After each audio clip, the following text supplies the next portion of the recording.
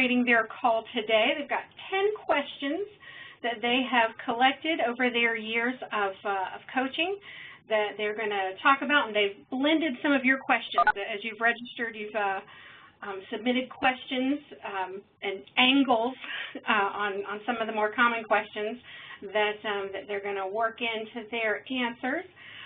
We are going to go ahead and get started because we have an hour together, and right at 4 o'clock they're switching. They have another webinar at 4 o'clock to do.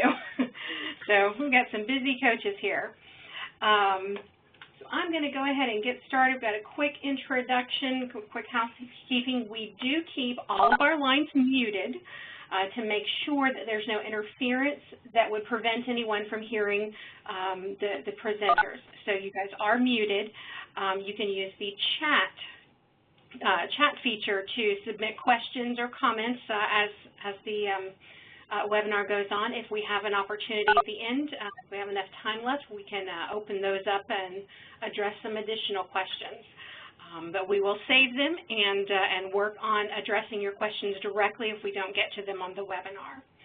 And I'll also let you know the webinar is being recorded, and I am also taking notes of all of the answers provided. And by Monday, we will send you all an email with a link to the webinar recording and a download of the notes. So you'll have that in your hands. You don't have to remember everything all the time. That can be challenging when business owners have all this information in your heads. So wanted to make sure everybody knows that up front. This is recorded, and we'll be sending you a link for the recording and the notes from today's webinar by Monday. Just a quick introduction, because I know I've got some new names, some names I'm not familiar with joining us today. Tom Stewart started with Castle Keepers, started Castle Keepers in the 90s, and has been doing this for almost 20 years. He's really made Castle Keepers the premier cleaning company in Charleston, South Carolina, holding the ARCSI Seal of Excellence, IICRC Certified Firm Status, and SIM Certified Firm Status, all of which are national recognitions. He is the publisher of Cleaning Business Today, one of the coaches with Cleaning Business Builders, of course, and he and his wife Janice co-created and pioneered the first chemical-free cleaning procedure as the primary procedure used in their residential cleaning business. So some serious innovation from him. Derek Christian started his cleaning industry experience with Procter & Gamble as a salesman and product representative for lines of cleaning product. Came out of Procter & Gamble, bought My Maid Service. It was an existing company, bought it. I can't come up with the right word for it. I never have. 5 times. He grew the business 5 times in 5 years, so literally doubled every year. And I think I heard a sneaking rumor he just bought another cleaning business. So he's on a major growth pattern there. Derek is the editor-in-chief and sales director for Cleaning Business Today, bringing that sales background from P&G. So he's our key marketing, sales, advertising guy, and he'll be addressing some of your questions with that. Liz Trotter, she's out on the West Coast, just outside of Seattle in Olympia, Washington. She has American-made cleaning service, also a Seal of Excellence holder and IIC certified firm. She is known best for her work in employee retention and motivation, making employees happy, and getting them, when they're happy, getting the clients, they make the clients happy. So that's kind of her focus on things that she'll be talking a lot about some of the more employee-related questions. Just a quick overview of our folks. Between them, 60 years of combined experience in residential cleaning industry. When it comes down to it, if it's been thought of, one of them's tried it and figured out what part of it works and what part of it doesn't, and has merged it into the systems that they use today. Among them, they have both solo and multi-person cleaning teams. They span the gamut of residential, commercial, construction, move-in, move-out cleaning. So they've got a variety of experience. They use both chemical and specialty. Some might call it green cleaning procedures. So when it comes to answering questions, they've done it, so they've got some answers to give to you.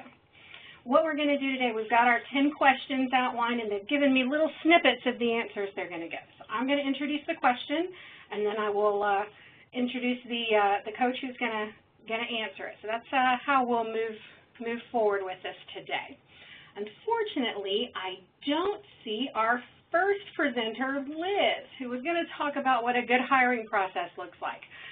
We'll still get that answered, but I'm going to go ahead and skip to the next question and get Tom talking about how you should structure your technician training and how long a training program should last. Tom, do we have you on the line? Looks like we do. Yes, we do. Great. Can you hear me? Go ahead and, I certainly can. I'll ask you to go ahead and start addressing this question, and I'm going to do some rooting around, see if I can't figure out where Liz is. Absolutely. I'd like to thank everybody for joining us on the call today. Training is absolutely critical to build a successful cleaning business. You have to have a common scope of work where everyone is on the same page and shares the same level of understanding. One of the big issues that keeps coming up is how do you create accountability within your business, and you really can't do that unless everybody has the same, understands what the expectation is and is on the same page in that regard. The typical time it takes to train a technician can be anywhere from 2 to 4 weeks, depending upon how you do it and what your process is. What you're looking at here on our PowerPoint is a training facility that we actually have in our office here at Charleston, where we had the opportunity to actually build a home inside of our office. So we bring our orientees in, and for the first 2 days of our training program, we actually spend a lot of time cleaning within our facility. We figured out that when we train in a set environment, everybody's getting the exact same message and is seeing it done the exact same way, class after class. Plus, it's a lot more efficient because when you're training in other people's homes, you spend a good part of your time just transitioning and traveling from home to home. You don't learn a whole lot sitting in the car looking out of a windshield. You know, we believe it's important for us to explain what it is that we do. We demonstrate to our trainees, you know, what it is that, you know, they need to be doing, and then we give them an opportunity to demonstrate to us. There are quizzes along the way. There's certain points where we'll stop and provide feedback and coaching, and after we get through doing this within the classroom, we do sign them up with a field trainer, and they spend another 5 days out in the field doing the field training. So there's more than one way to do this, but this is the process that we've developed over the years. You can see on the right we have a detailed specification of work, and that's we do believe that's important. Yours might look different than that, but we want to make sure that everybody is learning how to do it the same way. So there's consistency in the product, and you've got accountability because everybody understands the same set of expectations. Fantastic, Tom. Thank you. We are going to move pretty quickly through the questions again so that we can hopefully open up the lines a little bit later for some follow-up. Next, I'll be calling on Derek. Derek, lots of variations on this question, but this is probably everything combined. What is your least expensive but still favorite guerrilla marketing tip?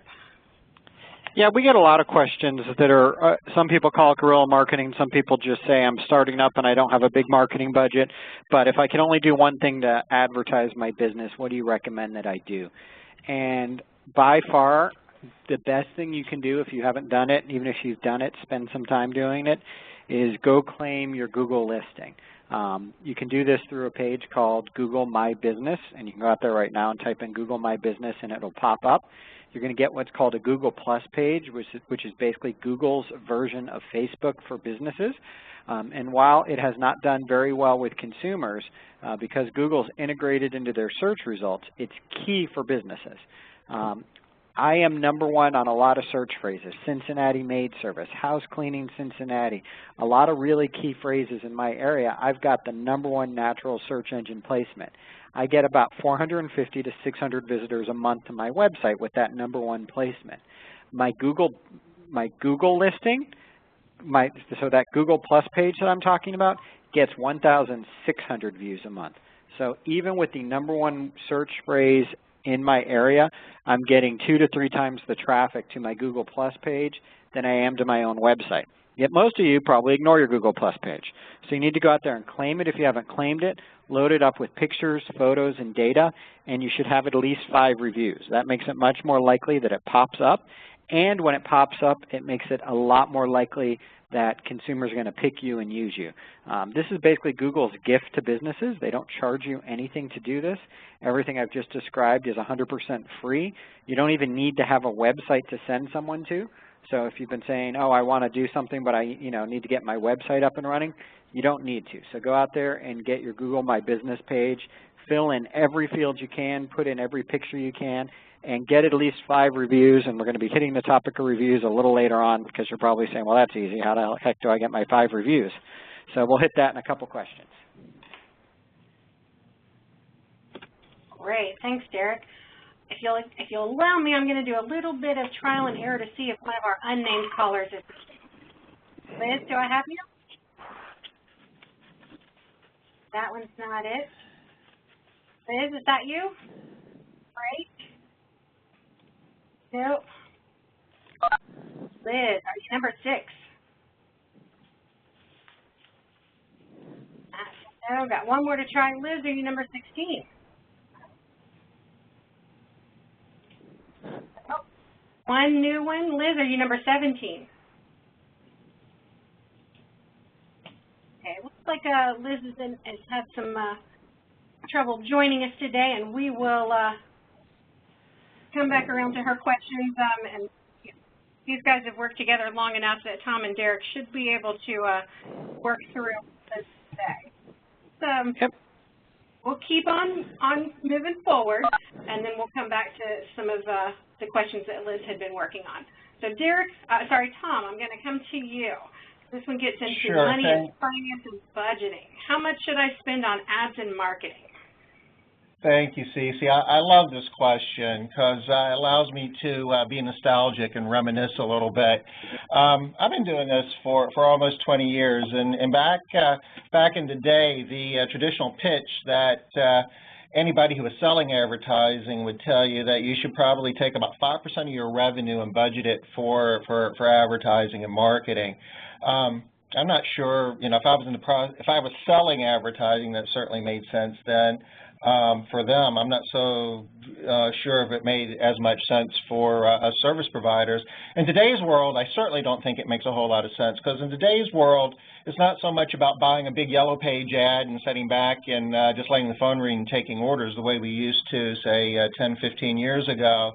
It's a lot more about, what we do rather than what we spend. And you can see the diagram here over to the right where we're showing the website and all the various activities that we need to do in order to make sure that we're driving traffic to our website. I think I could safely say that getting traffic to your website is probably the most important thing you can do, and there's not one thing that you can do to make that happen. There's a long, thin tail of a number of things that you need to do to make it happen. And it's everything from working on your SEO. Derek touched upon that just a moment ago. You can blog. You can, participate in news groups. Video certainly seems to help. Social media. There's a lot of things that you can do. So it's not one thing. It's a number of things, and you can buy services, invest. There's a product that we use or several of them actually, that you can use to check your SEO and to help drive more traffic to your website. You might want to invest in those, but certainly it's not so much. You're going to be spending more calories and time helping drive traffic to your website than you are exactly money, because you want to make sure that you show up on the first page within natural search.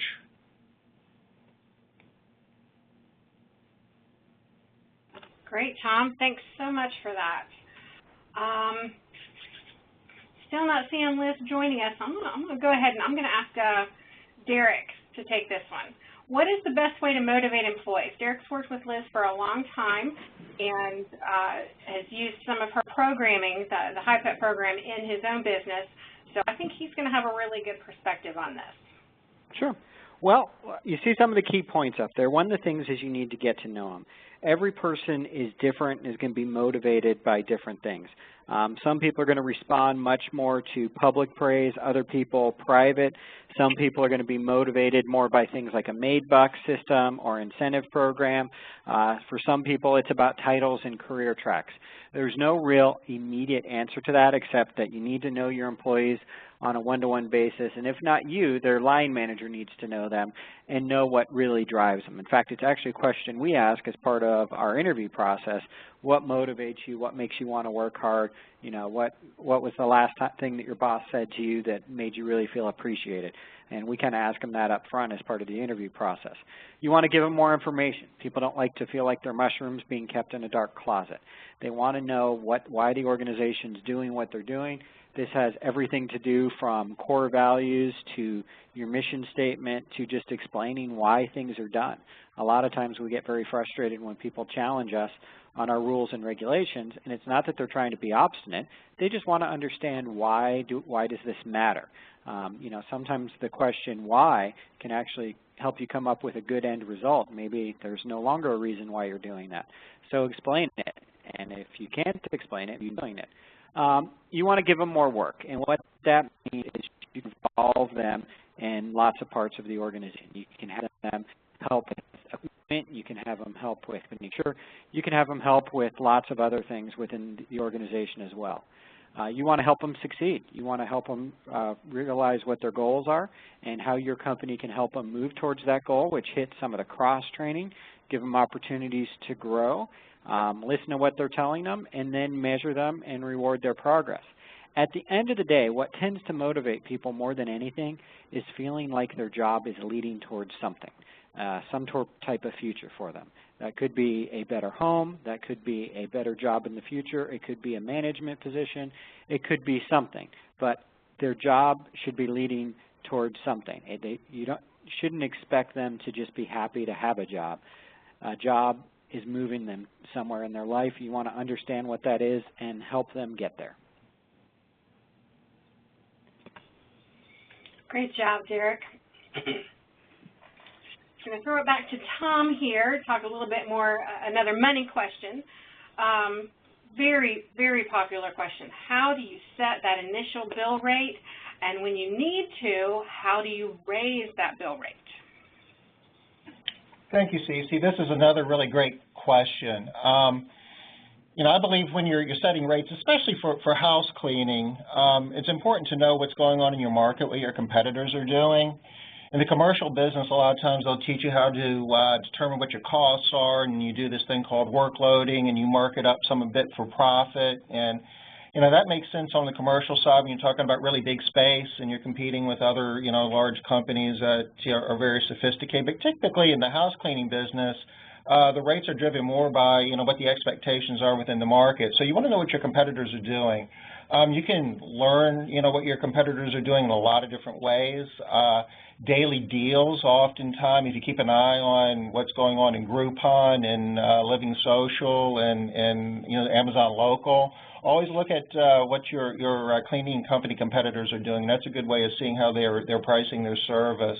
You have people coming in and applying for work that have worked for your competitors. Take a moment to talk to them and find out what you can about, you know, the place that they worked before and learn a little bit about your competitors that way. Sometimes you can get some pricing information. If you've done this long enough, I'm sure you've experienced times where your competitors have actually, you know, approached you to get you to quote jobs for them, and you know, that's something that's often, you know, done in this industry as well. But once you understand what your competitors are doing, then you really need to understand, you know, what you're about, what you're doing, what's your value proposition, and how much value you're delivering to your customers compared to what the competitors are. And based upon your value proposition and what, you know, your competitors are charging for comparable service, that gives you a pretty good idea of where you can be. Now, that being said, you do have to know what your costs are and being able to, you know, do the difference to make sure that you've got reasonable margins within the cost structure that you have and what you're going to be charging for your business. And if not, you need to make adjustments either by lowering cost or improving your rate and coming up with some additional value add in order to justify that in the competitive marketplace. once you've done that, it's absolutely critical to make sure you stay on top of rate increases, because over time inflation will eat away at your bill rate, and if you don't adjust your rates, we recommend on an annual basis, then you're quickly going to find yourself to a point where you can't afford to be in business. It's important to establish the expectation up front with your clients that there will be rate increases. If you reach a period of time where a client is maybe paying a rate that's higher than maybe what the market normally would bear, and you're reluctant to raise their rate, it's still a good idea to go ahead and send them a letter and let them know that you looked at their rate and at the moment there's not going to be an adjustment. That way the expectation is in their mind where you can go back at some point in the future and raise it, and not only will they not object, but they'll be expecting it. The last thing that you want to do is just let year after year after year go by, and you look down and you find out that you're way off in terms of what the market rate is, because that's when it's very tough to go back to customers and give them really huge increases after not having anything over a period of time. But if you use those techniques, you'll find that it's fairly straightforward and easy to get a higher bill rate if you understand what the market is and if you sell it based upon value and stay ahead of inflation with annual rate increases. Great. That's always a hot topic and widely discussed. So thank you for that, Tom. Derek, going to throw it back to you. Tom was talking about setting a bill rate when you're starting out. Got another great question. What are some great ways to get new customers, particularly if you are just starting out? Yep. Well, one of the things that I always talk about is to target your market. You want to identify the most specific market that you possibly can to go after. When you advertise as a cleaning service that's good for everyone, you're left advertising only the things that everyone does. That's why you see ads that say things like, we're licensed, we're bonded, we're insured, we're trustworthy, we clean real good, because that's all you're left to say. When you target market and pick a specific segment, I'm going to say right now, for example, pet owners, now you can start talking about how you don't use any chemicals that are harmful to pets, how your people all carry dog treats they can give to them, how your people are trained to enter homes in a way where the cats and dogs can't get out. Maybe your employees are trained in pet CPR. There is such a thing, and it's something which is useful to know. So there are things like that that you can actually train and advertise on, which become part of your competitive advantage. So target your market. If you've got biweekly clients, chances are they generate about $2,500 of revenue. So to hit $1 million in revenue, you only need 400 clients. And I know that seems like an insurmountable amount, but when you think about it, that's not a very big number. So it's much easier to find several thousand people and run advertisements that appeal to those people exclusively and makes you look like the cleaning service that's just for them. So once you pick that target market, you get to know them, you get to know their needs, and you get to be the service that does things great for them. Obviously, referrals are another great way to get customers, but the way you get referrals is you have to ask for them, and I mean physically, human interaction, ideally in person, but if not over the phone, ask for it. And our practice says the best way to do this is to make it specific and have the cleaners do it, especially if you're a bigger company. So you don't want to say, hi, we love referrals, will you give us a referral? The script that we've tested and found most useful says, hi, Mrs. Smith, I have an opening on Tuesday afternoons. Do you know anyone that can maybe help me out on Tuesdays? Now the client is thinking they're helping their cleaner fill a void in their schedule. It's showing a specific need, and a specific need people want to help. And then finally, don't forget about customer loss rates. People get very, very obsessed on getting new clients, and people always run up to me at conventions and stuff because I'm kind of known as the marketing guy, and they tell me their marketing doesn't work, that it used to work and they grew really fast and suddenly they stopped growing. And what you find out pretty quickly when I play with their numbers is that their marketing's done what it's always done. It's always brought them 20 new customers a year. The problem is they got bigger, they were losing customers so quickly that they're just treading water. So the marketing's still bringing in the same 20 customers. The problem is they got bigger, they started losing 20 customers a year. So especially as your company grows, you will get a better return on investment and a better effect to your growth rate fixing your retention than you will on just acquiring new customers. Great advice, Derek. Thanks. really good things to focus on. I'm going to ask Derek to pick this one as well. Liz had prepared the answer. She's still not able to join us, unfortunately. But I do happen to know, this is a good thing about working with these guys, Derek has an article coming out next month in Cleaning Business Today, specifically about customers who lie. This one's about an employee lying to you. How do you deal with that? It's about the same, so I'll ask Derek to pick this one up. Yeah, well, you see a fair amount of it here. One of the first things you want to do is try to figure out why he or she's lying.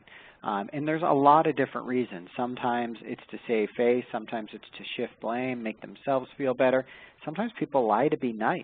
I mean, think of the last time that you talked to a client and asked if everything was okay, and they said everything was great, then they canceled service.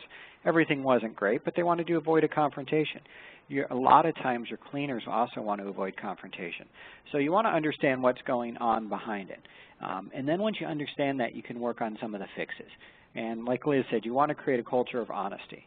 You want to accept that people make mistakes. And what that means is if you want to create a culture where people are going to not lie to you, you want to make sure that they realize that when they mess up, they're not going to be raked over the coals, they're not going to be yelled at, they're going to be treated as a human being and an adult who made a mistake. You want them to accept responsibility for their mistake. You want them to talk through what they're going to do in the future to fix it and how it's not going to happen again. And you want to help them feel better about the truth of what happened. You know, and once again, if, for example, if someone's lying about something that maybe was broken in a client's home, you know, explain to them that, you know, you won't get fired for this. It's important that you're honest to me.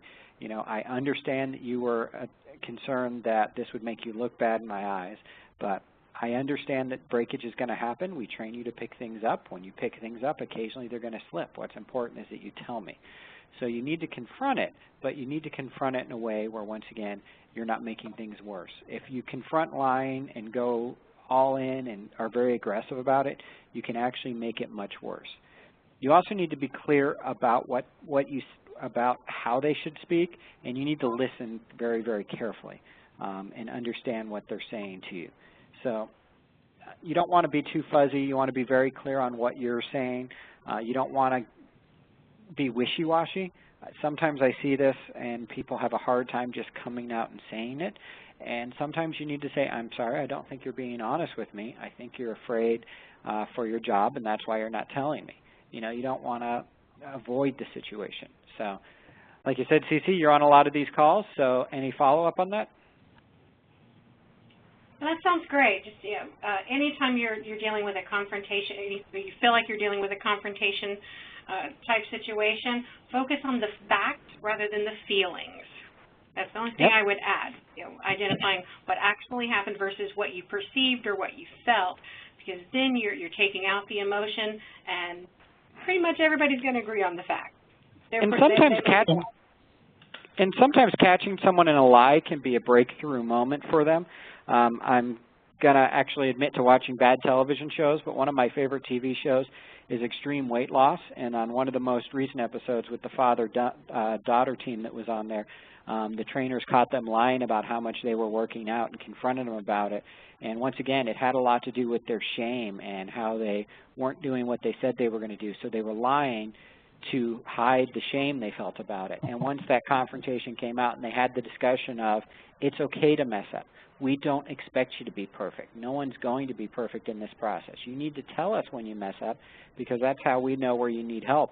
And it was a breakthrough for where that family started to lose weight and actually do really well in the program. It's really not that different with our people. It can actually be, in some ways, a positive moment where you can have a conversation about what's going on in their life and why they were afraid to come out and tell the truth. Yeah, we find picking up on that and emphasizing just the level of trust that everybody is putting in us as a company and as, you know, each individual here is a good way to get that point across. That, you know, we'll talk to an employee and explain, you know, how many people have a key to your home. When they start thinking about that, it's like, well, who does have a key to your home? You really trust those individuals. So you are really being trusted, and you know, we expect you to be trustworthy. And a lot of times, you know, that will be enough to get somebody to say, okay, yeah, you're right, I haven't been honest, and this is what's really going on, and we've seen people make a big turnaround when put in that context. Great hope for a situation that always feels like it just kind of sits on you and won't go away. So great advice here, great strategies for kind of preparing for and managing that situation. So several people had asked questions very similar to this, so great answer, guys. Derek, you're up next again. I think I'll be switching back to Tom after this one. You promised earlier that you were going to address online reviews because you said get that Google My Place together and get some reviews. What happens if one of them turns out bad? How can you turn a bad online review into a good one? Well, first, a couple things. I also want to throw in there how to get reviews. Just like I talked about how to get referrals, the best way to get reviews is to have the person closest to the work ask for the reviews. And that means the cleaning tech, if you're at that point, or you yourself asking for the review. Make it easy, give them a link, tell them where to go. My company and some other companies I know have done this, made little leave-behind cards that had pictures of the technician's face on it and said, you know, I'd really appreciate if you wrote a review. My company's having a contest, and I'm getting $20 for each review that mentions my name. So not big money here, $20 a review, and we were seeing anywhere from 10 to 20 reviews a week being posted off of those type of programs. So you can get tons of reviews. Now, occasionally you're going to get a screaming mad review online. It's practically a given. And you need to respond quickly, basically immediately, and Liz has what she calls her TAT. You always want to thank them. Thank you so very much for letting me know. You want to apologize. You know, we know it's frustrating when we don't deliver the service you expected, and thank them again. We appreciate the opportunity to fix this. And you always want to follow that as quickly as possible. Contact the client privately. You want to call the client and have a discussion with them. Often from the description you can figure out exactly who it is. I think there's been all of one review in my life that I haven't been able to figure out who it came from. And all of them I could call the client back and have a discussion with them. And once again, same strategy. Thank you so very much for posting that review. I didn't realize we messed up that badly. I mean, it's not really what you're thinking, but that's what you're saying. You know, I know we really messed this one up. I didn't realize it had gone that badly. We appreciate the opportunity to fix it. What can we do to fix this for you? A lot of times clients will respond to that, and if you actually do what you promise, we'll fix it. I know cleaning services that send apology gifts when they really mess up, and clients have come back and erased negative reviews and gone back and put up positive reviews just because they appreciated somebody following up a week later and saying, I know we weren't able to resolve this. I still feel terrible. Here's a $25 gift certificate to go get a massage to relieve some of the stress we accidentally created in your life. And then remember, you want to make the client happy. And this is one of the sayings I always say. You can either be successful or you can be right. And you don't get too hung up on the facts. This is almost the opposite of the advice we gave you on confronting the liars, where we told you to deal with facts, not emotions. Here we need to deal with emotions. You're not going to win in a discussion with somebody arguing over whether or not that thing that she's upset about was part of the original scope of work, or whether the husband was home and that's why the front door wasn't locked. None of that really matters. All that really matters is you need to make the client happy. If you have to be right, and it's important to you to be right, you're not going to be very successful in this business, and maybe you should go become a mathematician or somewhere where being right matters. In this business, what matters is the client happy. So don't ever get in a fight over who's right and wrong. Don't feel bad that you're being taken advantage of. You know, sometimes you're going to have a client maybe get a couple $100 over on you. You know what? At the end of the day, the amount of negative publicity you're going to get for one bad review isn't worth it. Just suck it up, take your hit, and then you don't have to do business with them again. But for now, go ahead and don't get in a big fight over it. And then, not immediately, but after it's set down, you can ask the client to either revise their review or post a new review. Those of you out there may actually follow me on Facebook, and Cece remembers this well because she's the first one to have seen it. But I had a guy write a flaming bad review on my Facebook page because we completely fumbled the ball. We were using a new online booking tool, and it didn't work the right way, and the email it went to wasn't being checked on a regular basis. It was just a new tool, and like most new things, a couple of things got messed up in the beginning, and we just didn't show up for the appointment because we fumbled it. And so he wrote a pretty nasty review on my website. We went online. We apologized online. I called him offline. We've now been servicing him biweekly for about 7 months. He's been giving us glowing reviews, and I just recently asked him if he would write us a new review, and he was kind of startled. I was like, oh yeah, I forgot I had that terrible review about you out there. Yeah, I'll go take care of that. So, and I never said, you know, would you do me a favor, Mr. Barrett, can you go take that really bad review down? I just said, hey, great, I'm so glad you're happy with our service. Could you write us a review? And that made him remember that he had written us a review, and it wasn't a very nice one, and maybe he should update it. So that's also another approach you can take. Yeah, that was a hectic couple of days when that happened, wasn't it? Yeah, I believe I was actually flying when it happened, which made it even more exciting. So I was squatting in an airport trying to figure out what had gone wrong. And that's part of what had gone wrong, because being a new system, I had all the emails going to me, and I was on a plane, and so I never even got the email that this guy wanted to book service, and quickly realized that I needed a better system than Derek gets the email. So, yeah.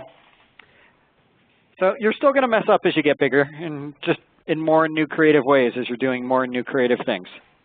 So you got to learn how to apologize and admit when you mess up. And once again, I've got some things out there where I'm apologizing for things that most evil people in the world. But you know what? Online, I'm like, I am so sorry that that happened.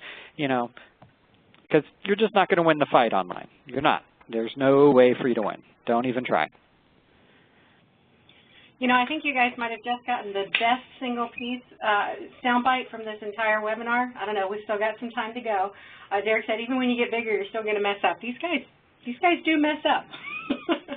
I get to see it from the inside sometimes. That's, you know, they're big and they're great, but you know, there are lots of ways things can go wrong when you're dealing with humans and human interaction. And if you're not trying new things, you're not going to grow. When you try new things, yeah, occasionally you break something. And that's, I'm going to back up. We skipped a question early on about the hiring process. Tom's got a really sophisticated one, very, very highly regimented. So I'm going to ask him to pick this up. Liz was originally going to address this one, but I think Tom will be able to add some nuances here before we move on. Tom? Sure, thank you. Thank you, Cece. Hiring process, there's two major processes you have within your business. One is hiring your technicians that actually provide the service, and the other is going out and finding prospects who want to use your service, clients, if you will, and turning them into regular recurring clients. And there's a lot of focus on using a sales funnel to find clients. The same technique can be used to find employees. And if you understand what steps you have in your process and you measure your performance in each step, you can make adjustments and predict what you need to do today in order to get the number of new recruits you need at any point in the future.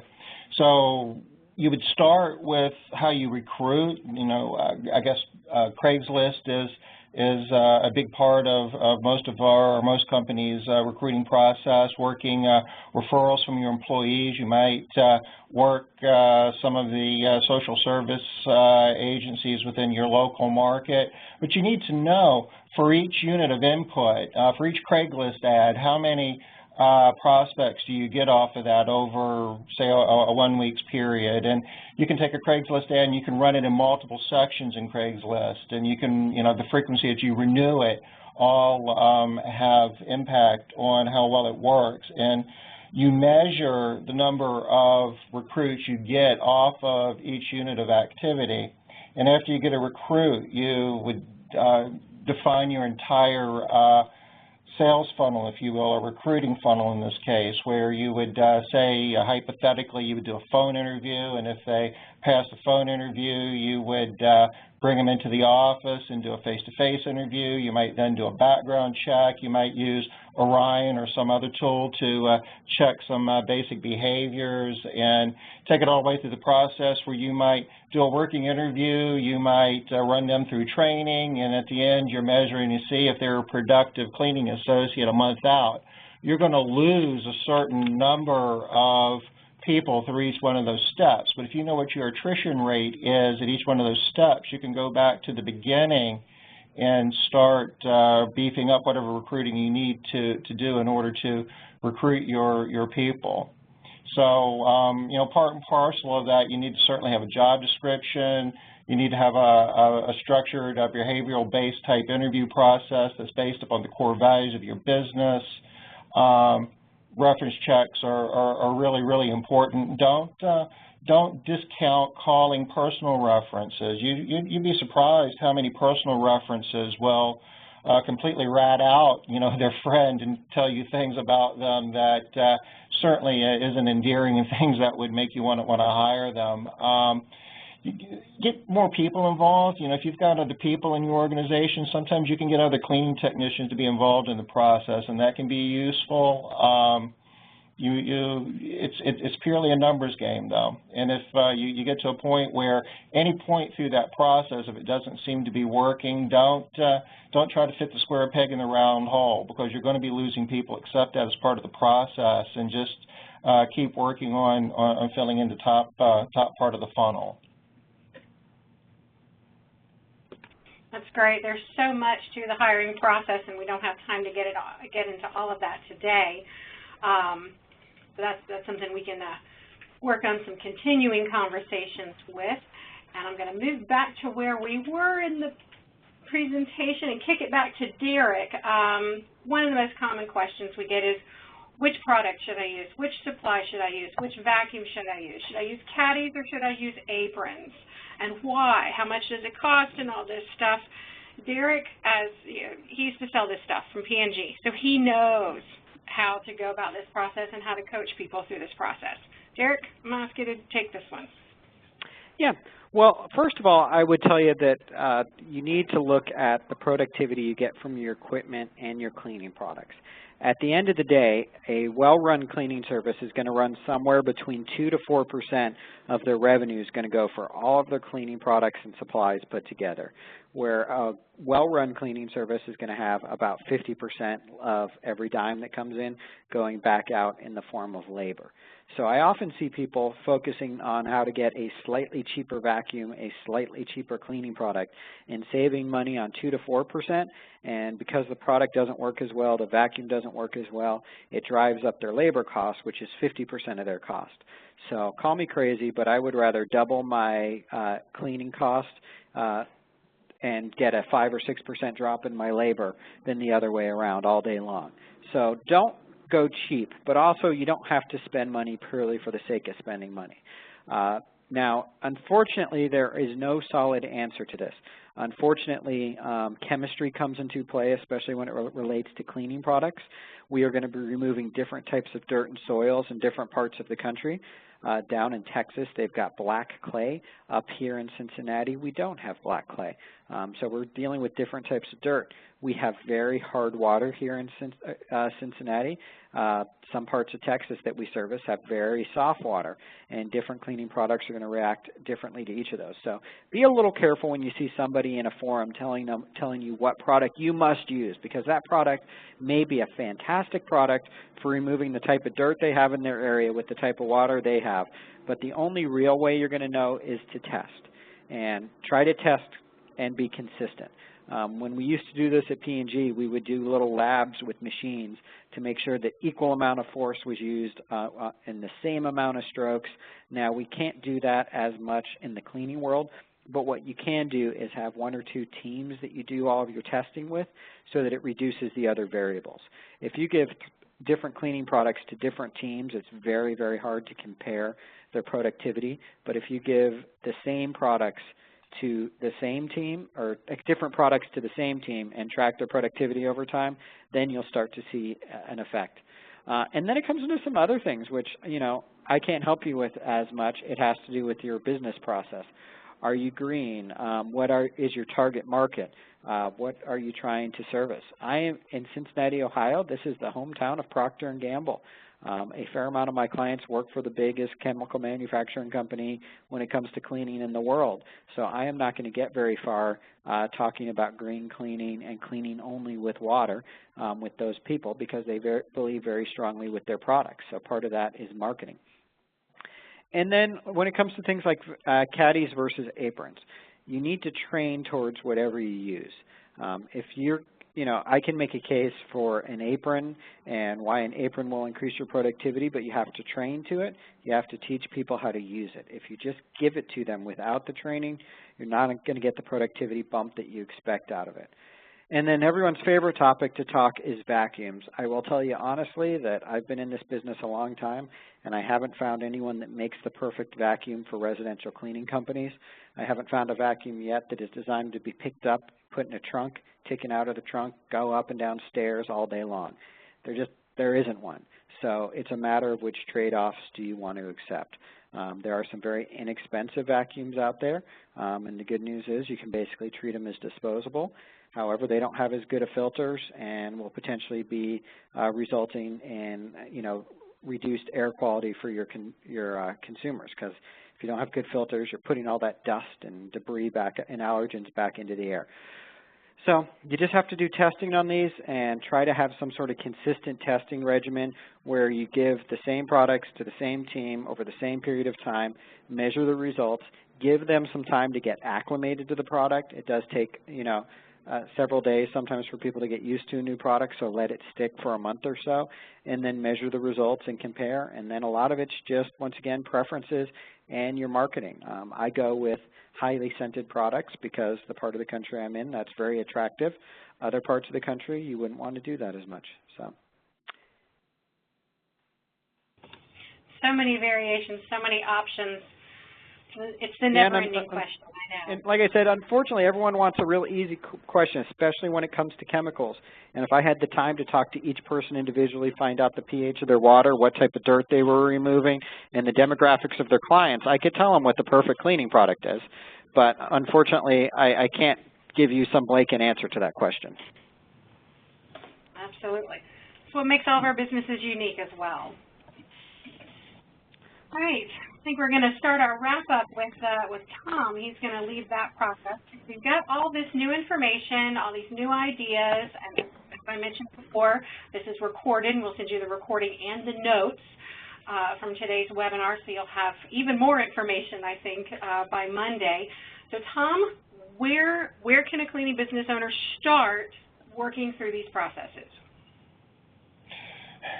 That's a really good question as well, and it's a different answer arguably a different answer for every cleaning company. Where we would start would be to look at the basic process flow for your typical cleaning service, and that's what we have up on the screen here. And at the highest level, it's really a pretty simple business. At the top, where we talked earlier about our recruiting funnel, and that's what that is, where we recruit and hire and train technicians. The line below that is our sales funnel, where we advertise, sell, and onboard clients and keep them happy. And below, Derek just talked a little bit about equipment and supplies. You need those things as well, but you mix them all together, schedule, dispatch, and clean, and that's it. Depending upon where you are in your business growth, depending upon what your business strategy is, and depending upon how you're performing in each one of those boxes would give you some indication as to where you should start. So the question is, how am I performing in each one of those boxes? Well, the best way to answer that would be to go through some assessment process to see how you're performing. And see if you could go to the next slide, please. We've put together a series of assessments, and there are 6 of them in total, excuse me, 5 of them in total, and we've already covered 2 of them in previous webinars, but that's okay. We're have another one coming up here in October, and if you want to go ahead and start participating in this process, we can get you emails here in a couple of days with the information you need to go ahead and get up to speed with an assessment where we're doing a self-assessment. It was the first one, which is just a long questionnaire that's got questions that touch upon each one of those processes and that process flow. After that, we have a DISC assessment, and this is more about looking at yourself as a leader and how you function, your strengths and your weaknesses, how you behave and what motivates you. And once you understand that, you can start using the same techniques to assess other people in your organization. It's a really cool, very scientific tool, and Liz kind of walks you through how to interpret that and gives you useful information with that as well. Coming up next, one that we haven't done yet, is a marketing program assessment. Derek's going to be taking the lead on that. You really can't run your business without having good measurements and the tools to do that. And the one in November, and I'll be leading that, is KPI and financial assessments. And finally, just as we've looked at other facets of our business, we'll wrap up in December with an exercise to assess how we're performing in the processes that affect our operations. So by going through this exercise between now and the end of the year, any cleaning business would have a pretty good idea as to how they're performing as a business as a whole and within each one of the major processes, which gives you a really good idea as to how to put together an action plan to move ahead into 2015. So with that information, the next real opportunity would be how do we best prepare to use the information we gain to move ahead into 2015. And we've put together a program, Liz, Derek, and myself, that we're going to be offering in January, where we're going to be meeting for one intense week here in Charleston. And it's going to be a program that's built around our Foundations model that we showed earlier, and the Foundations program that we've been doing here for several years. But this is a new approach that we're really excited about. And Derek, you want to share some details on that? Sure, we're calling it Jumpstart, and it's pretty great. Basically, it's designed to help you take your 2015 and start it off with a bang. We're going to cover the entire curriculum from our Foundations program, which covers, just like it would sound like in Foundations, creating a strong foundation for your business to grow. Because a lot of times what people do is they go out and they buy different parts of different systems. I buy a marketing program here, I buy an employee training program there, maybe I get a website from another place.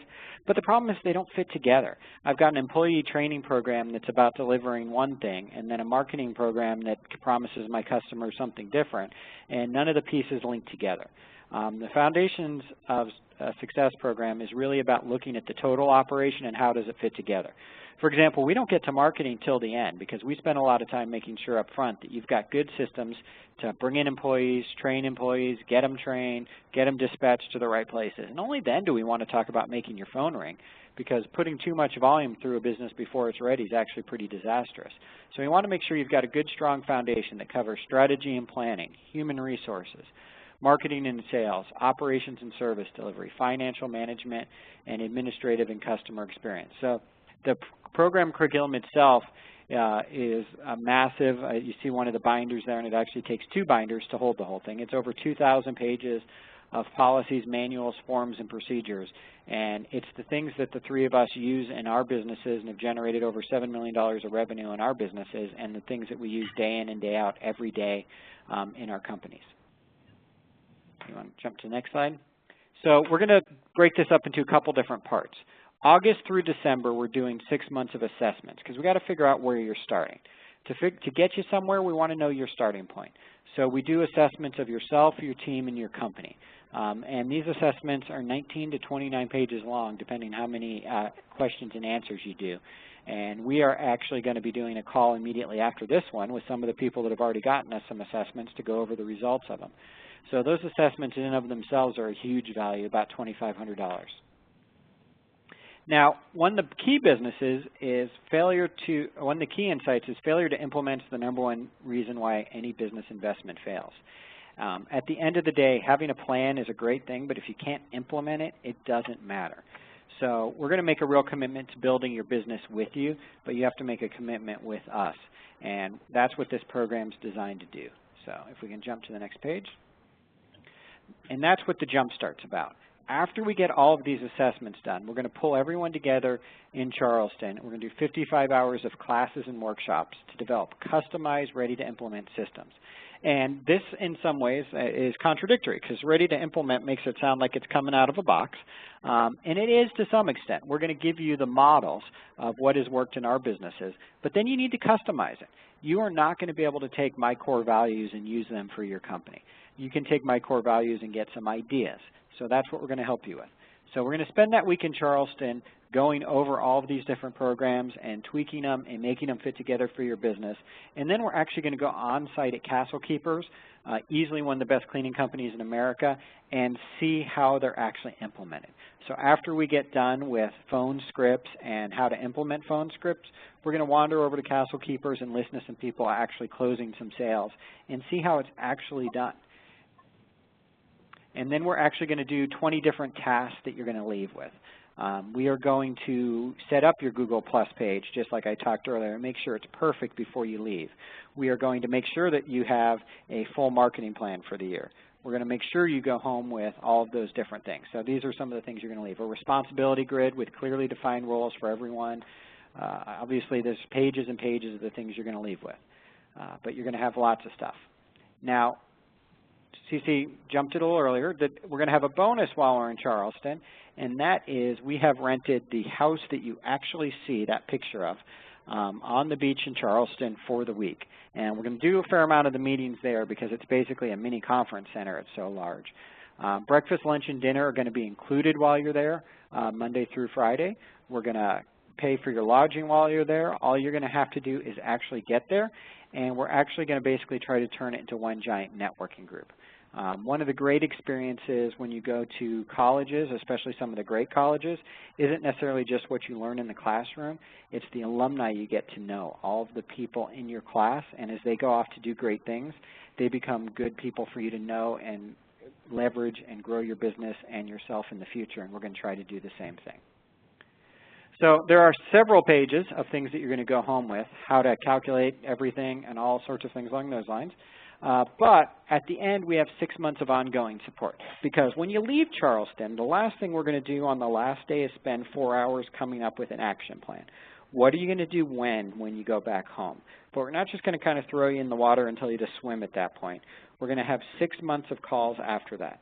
We're going to use DISC assessments and those written assessments you do with us to help you team you up with some partners. And so you're going to have an accountability partner in the class with you who's going to work with you on an ongoing basis. Then we're going to have 6 months of accountability calls with myself, Liz, and Tom, where we're going to review your action plan, talk about where you're on track, where you're over-delivering, and maybe we can exploit more. You know, if something's working, how can we do more of it? And if something's off track, how can we correct it and use the brains in the room to try to fix it. And we're going to put you in a private Facebook group, not only with this Foundations class, but other Foundations alumni, once again, to build that alumni network. And we've had some pretty amazing people go through the Foundations program. If you go to the ARCSI convention this year, I think we've got 4 Foundation alumni presenting at some point. So they've not only been successful, they've been successful enough they're now teaching other people. So we've got some free program bonuses that we're giving. We're going to give you free access to all of the CBB products that we currently have. That is the entire HiPEP program about motivating your employees. We describe it as Liz Trotter in a box so that you can basically take Liz's energy and ability to motivate people to your own company. We're going to give you our Team Builders 12-pack, which is a year's worth of team building activities, Made Money Starter Kit, Targeted Marketing Toolkit, Core Value Card Deck, which if you haven't seen is pretty cool, the Professional House Cleaning Technicians Training Manual, the book for modern cleaning, which is the chemical-free cleaning book, and then for fun, we also have a Foundations class shirt. Once again, you're an alumni. We want to give you an opportunity to show your alumni and be proud of it. So that's about $2,000 worth of extras that we're going to throw in. So as an additional bonus, if you're worried about payments, we are offering a payment plan. If you sign up early, the payment plan is very, very small, and we also only allow one company in each geographic market, because for this to work, you have to be very comfortable sitting in the class and sharing truthfully what's working and not working, and sometimes people don't like to sit in a room with their competitors and tell them that. So the first person in each geography that signs up gets in this program. Once they're signed up, we close that geography. So you want to take advantage of the increased time to get the assessments done, and you want to lower your payments, you can join in earlier, and you also want to make sure that you block out your competition. These are people that have signed up already. We've already gotten Portland, Oregon, Union City, New Jersey, Atlantic City, New Jersey, I don't even know how to pronounce that city in Washington, Fairfield, California, and Manhattan. So all of those geographies have already signed up. These are people that you will be in the class with already. So we already have 6 people signed up for this program. So if you're wondering, gosh, will I be the first one on board? Nope, program's not even until January, and we already have 6 people signed up. And if you're in those markets, sorry, they're already taken. So the schedule, we've already started doing some of the assessments, but don't worry if you're joining late. We will get you caught up with the business and personal assessments, the DISC leadership assessment, and the personnel review. We're going to do an assessment of where your marketing is at in October. We're going to have some meetings at the ARCSI convention so that we can get to meet everyone face-to-face and you can meet the other alumni. We're going to do some financial assessments and operation assessments. So then when you come in January, you should be ready to run. You're going to know your key numbers. You're going to know where you're currently at. When we ask questions like what is your customer retention rate and what's the average tenure of your employee and what's your annual employee turnover, you're going to be able to answer those questions because we will have calculated it together. So we're going to spend that week together, which, by the way, when you buy into some franchise organizations and pay all that money for a franchise, it's a week's worth of training back in the corporate office. So in many ways, we're offering the same thing. Then for 6 months after the program, we have check-ins with your buddies and the peer group accountability session. So it's a full year of education and planning. So the total program value, if you were to add all that up between the individual 6-month assessments, the week-long intensive training experience, the amount it would cost you to go to Charleston and rent the house and buy all the food, the notebook and the resources, the ongoing training and support and all the programs, it's about $28,000 worth of stuff. But the entire program is $6,500, a huge discount versus if you bought it all piecemeal. And once again, this includes a full week in Charleston, all expense paid, so that we can all hang out and spend a week focused on our business and get away from the day-to-day, get out of our business and stop working in our business and start working on our business. And sometimes the best way to do that is to physically leave. So the program cost to you, there's a couple different options. You can do a full payment, you can do a standard payment, or an extended payment plan. The full payment plan offers a 10% prepayment discount. It's a $500 deposit to save your spot. Standard payment plan is basically $500 up, once again, to save your spot. And then it's a no-interest plan. If you pay by full by the time we meet in January, there's no interest, and we'll work out what the payment is based on whether you want to pay weekly, biweekly, monthly, whatever works best for you. And then the extended payment plan actually offers to extend payments all the way through July of 2015. Because that plan extends almost a full year, there is 7% interest, which is pretty reasonable if you've checked what your credit cards and your banks try to charge you, with the full balance due by July 31st, 2015. So a deposit secures your spot. If you give $500 deposit now, we secure your spot. We save it from any of your competitors. You can choose your payment plan options, and you can see some of the dollar amounts up here. It can be as little as $200 a week or $750 a month. And the longer you wait to register, unfortunately, the higher the payment plan is going to get, because we do need to have it paid off in total by July 31st, 2015, when the program ends. So it's a pretty cool program. We've gotten into a lot of the numbers and everything, but once again, we're going to spend 6 months before you get to Charleston doing assessments on your business, figuring out where you're starting from, what your strengths and weaknesses are, what we can exploit to help you grow, and what we need to work on and strengthen. Then we spend a week in Charleston teaching classes and doing workshops and developing plans. What am I going to do when I go home? We actually help write a cleaning procedure manual while you are in Charleston. So by the time you leave Charleston, you should have most of your cleaning procedure manual done if you don't already have it. Those are the type of things we're going to do, and then we're going to end with an action plan that says, here's all the things we didn't address this week, and here's when we're going to address them, and then we spend the balance of a year making sure you actually get it done. So if you need a jump start to 2015, we're really excited. I think it's an exciting new program like nothing we've ever done before, and I think it's going to be more popular than anything we've ever done before. And if you're interested in registering, you can call CC at the number above, you can email her, you can go to the website. There's several different options. So CC, anything to add? No, that's great. I will remind everybody that, as promised, by Monday at the absolute latest, we will be sending you an email with a link to this webinar recording. a download of the notes. You can actually download them, save them to your computer, print them out, do whatever you want to with them from this webinar.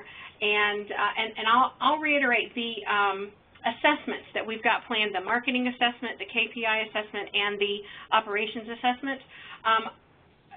I do want to make sure you understand you do not have to join the Jumpstart program to take advantage of those assessments. Please join us for those, take the assessments, and have those as a resource. Now, if you want help figuring out what to do with them afterwards, that's what the Jumpstart program is for. So I want to make sure you stay engaged with us and keep joining us on our webinars. Definitely find us at convention because we're going to be all over the place. So lots of opportunities coming up these last few months of the year as we're all getting ready for 2015. Make that Jumpstart work for you. We do have, I do have the coaches scheduled. They've got a webinar starting in just another minute or two, another webinar. So we will sign off and say goodbye for today and look forward to seeing all of your names back in our list registered for Derek's Marketing Assessment webinar in October. Thank you so much for joining us. Great, thank you. Thank you. Bye.